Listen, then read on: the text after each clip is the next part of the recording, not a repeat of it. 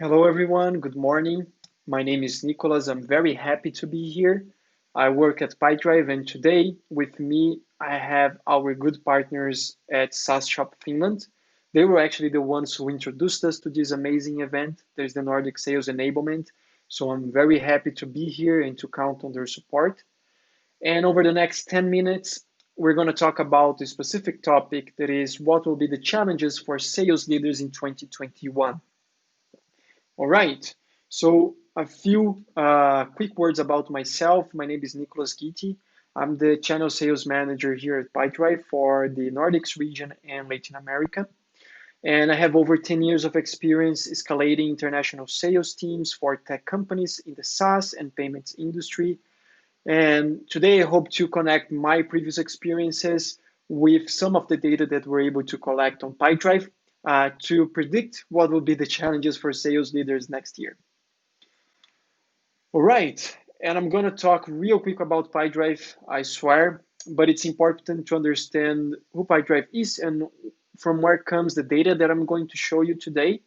So Pipedrive is a sales CRM, and we're a company that we're focused on 2010 in Tallinn, Estonia.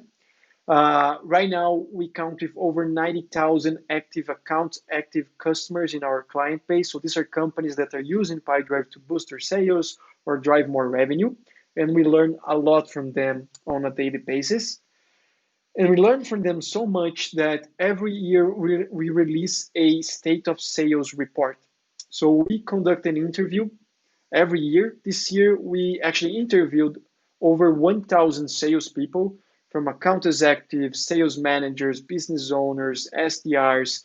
Some of them are Pipedrive customers, some of them are not. So we have a very interesting mix of people there. And we're able to come up with a state of sales report to have an idea of what are the current trends on the sales industry, what are the challenges that the salespeople are facing, to give a better perspective of how our industry looks like at the moment. So this is a completely free report. If you want to have access to the full report, you can access directly on our website. And I'm going to base a lot of the information that I'm going to show you and some of my predictions on this state of sales report. So I hope that you were able to enjoy it as much as I did. All right, so we're going to talk about three specific challenges in those 10 minutes. The first challenge for me is sales automation. And I know for a fact that this has been a trend in our industry over the past 3 years. And I think still going to be a strong trend in 2021, how we can use processes and tools to help us be more effective with our time as salespeople and work smart. And I can support my statement because actually we asked the same question in our survey. And our respondents, 29% of them answered that sales automation is going to be the biggest trend for next year in 2021. However, sales and marketing integration comes right second, with 28% of the respondents believing that marketing and sales integrations are going to be the next trend for next year. Then we can see machine learning, sales enablement, and new strategies for Generation Z consumers. But we can see that, yes, sales automation is definitely a trend and something to keep an eye on next year. And why is that? Well, because salespeople, they can't focus on sales. Another KPI and another question that we asked show us that only 38% of the salespeople still don't identify selling as one of their main activity on a day-to-day activities.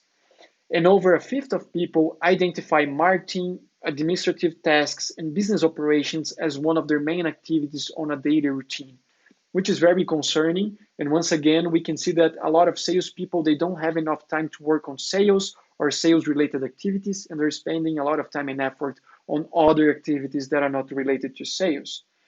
And of course, sales automation play a very specific role here to help the team to not do a lot of repetitive and administrative tasks that would take a lot of time from them and focus on sales.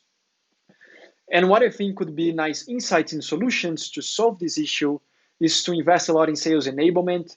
So help the team to understand how they can use some specific productivity methodologies to be more effective in their daily routine, how they can work smart and use the technology in their favor.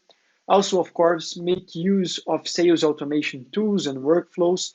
And this can save up to 30% of your team's time just by doing simple automations based on triggers, emails, alerts, and that good stuff. Also, keep on talking to the source. So always listen to your team on what are the bottlenecks that they see on their productivity. And then you can plan, measure, and compare your results and your projects to improve and boost their productivity based on what they're telling you.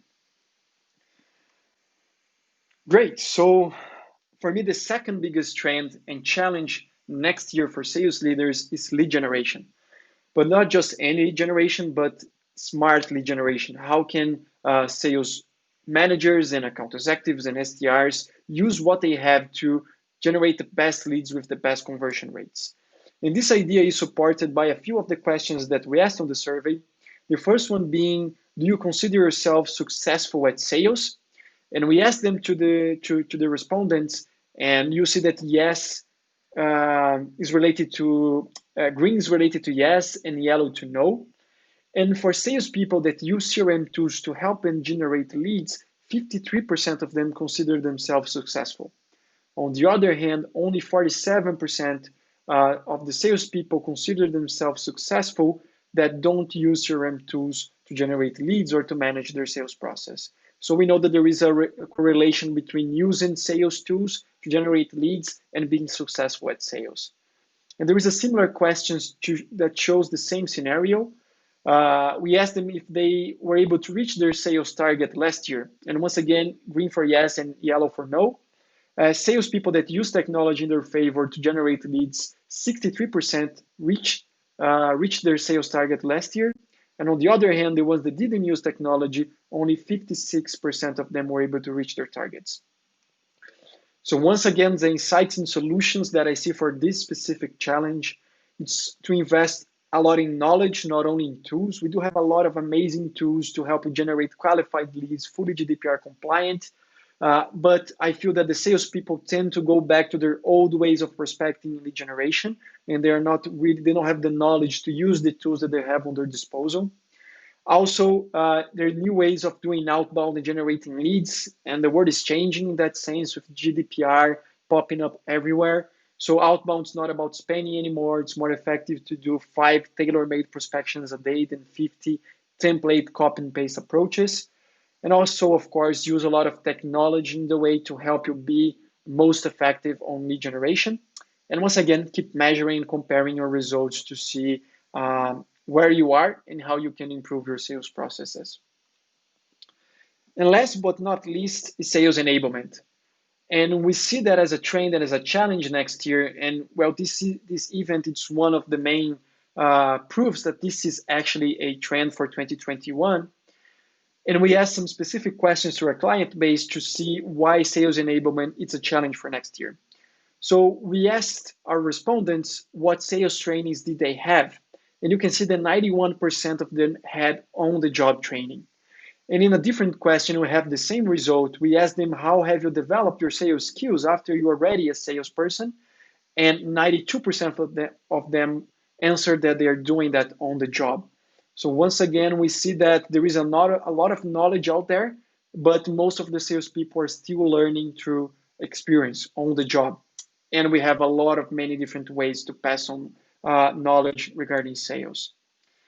And also when we come to soft skills, we asked the correspondents, do you regularly work on your soft skills? And once again, green for yes and yellow for no.